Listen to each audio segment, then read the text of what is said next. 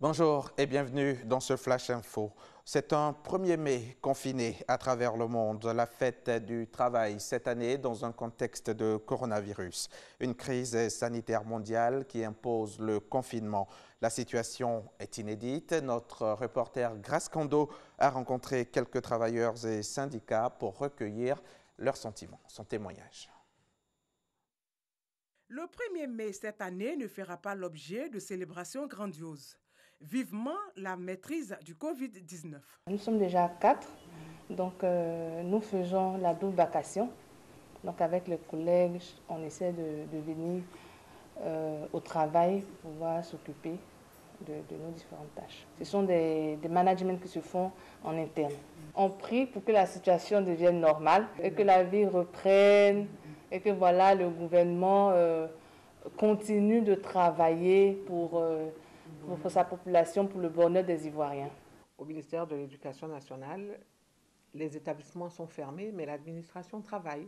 On travaille en télétravail, mais pour beaucoup de tâches dans la maison, nous sommes obligés de venir parce qu'il y a des vérifications au niveau des dossiers et tout qui ne peuvent pas se faire à distance. Crise sanitaire oblige, dispositions exceptionnelles, toutefois les préoccupations des travailleurs ne seront pas oubliées. Au niveau du ministère de l'Environnement et du Développement durable, ce sera l'occasion d'examiner avec les travailleurs certaines de leurs préoccupations, leur adresser les encouragements du gouvernement pour dire que la situation est certes difficile, mais que le gouvernement travaille pour apporter des solutions aux problèmes auxquels ils sont confrontés dans l'exercice de leurs différentes fonctions. Une reprise de travail voulue aujourd'hui après 1 mois et demi du ralentissement des activités dues à la crise sanitaire. Les syndicalistes saluent les actions du gouvernement pour sauver le contrat social. Cette année, c'est d'abord dans le secteur privé. Nous avons vu qu'au niveau de nos camarades du privé, une augmentation de 5 000 francs a été apportée à leur transport. C'est une bonne chose. Au niveau du secteur public, à l'occasion donc de cette pandémie, nos camarades du secteur de la santé, qui sont en première ligne, ont vu, n'est-ce pas, l'octroi d'une prime spéciale Covid-19. Et en plus, des mesures ont été prises pour leur sécurité au travail. Et nous pensons que c'est une très bonne chose. Des mesures fort appréciées par la plateforme nationale des organisations syndicales du secteur public de Côte d'Ivoire. Des efforts sont encore à engager par le gouvernement, soutenus dans la lutte contre le coronavirus par les syndicats. Nous apprécions tous ces efforts, tant sanitaires, alimentaires, économiques, que l'État a déjà engagés, dont la distribution des kits alimentaires avec 25 000 et autres. Au-delà des effets pervers du Covid-19 sur l'emploi, l'UGTCI souhaite un élargissement des subventions de l'État. Avec la télé-école, avec les enfants qui sont à la maison, vous êtes sûr qu'on aura une augmentation énorme, tant de l'électricité que de l'eau. C'est d'exhorter l'État de Côte d'Ivoire qu'il contribue au moins à 70% de ces charges nouvelles. La fête du travail n'aura pas lieu comme chaque année à la primature.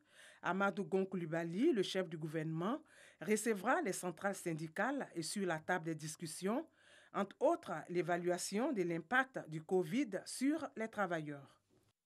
Hier, à Yamoussoukro, le ministre de l'Économie et des Finances était face aux sénateurs. Il leur a présenté le plan de soutien économique, social et humanitaire du gouvernement à l'endroit des entreprises et des ménages face à la pandémie de Covid-19 en Côte d'Ivoire. C'est un plan de 1 700 milliards de francs CFA pour venir en aide au secteur touché. De nouveaux cas de contamination, la Côte d'Ivoire en a enregistré hier. Ce sont 37 au total, portant à 1 275 le nombre de cas confirmés. 574 patients sont guéris de la maladie et 14 en sont décédés depuis le début de la pandémie en Côte d'Ivoire. Vous entendrez le ministre de la Santé et de l'Hygiène publique, Dr Eugène Aka Wele, au micro de Sephora Zegui. Ce sera à 13h.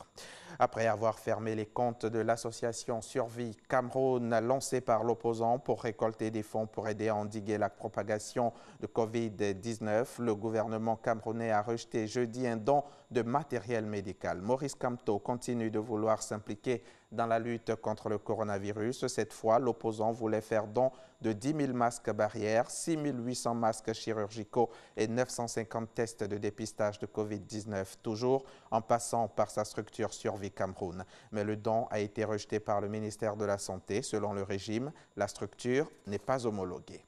La Cour constitutionnelle du Mali a rendu public hier les résultats définitifs du second tour des élections législatives du 19 avril dernier, où le taux de participation était de 35%.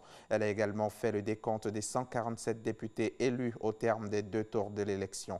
De nouveaux visages apparaissent à l'Assemblée et le parti au pouvoir engrange de nouveaux sièges grâce au recours introduit au sujet de 9 d'entre eux. Dans le tiercé gagnant, on compte l'URD, principal parti d'opposition dont le leader Soumaïla Cissé a été enlevé dans le nord du Mali il y a un peu plus d'un mois. Le 17 mai prochain, 5 millions de Béninois éliront les conseillers municipaux des 77 communes du pays.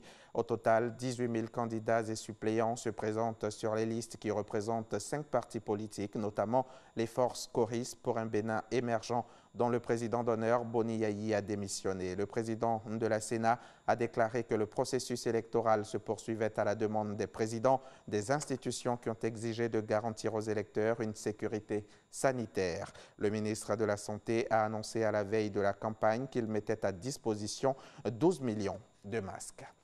Fin de ce flash, on se retrouve tout à l'heure à 13h pour le journal.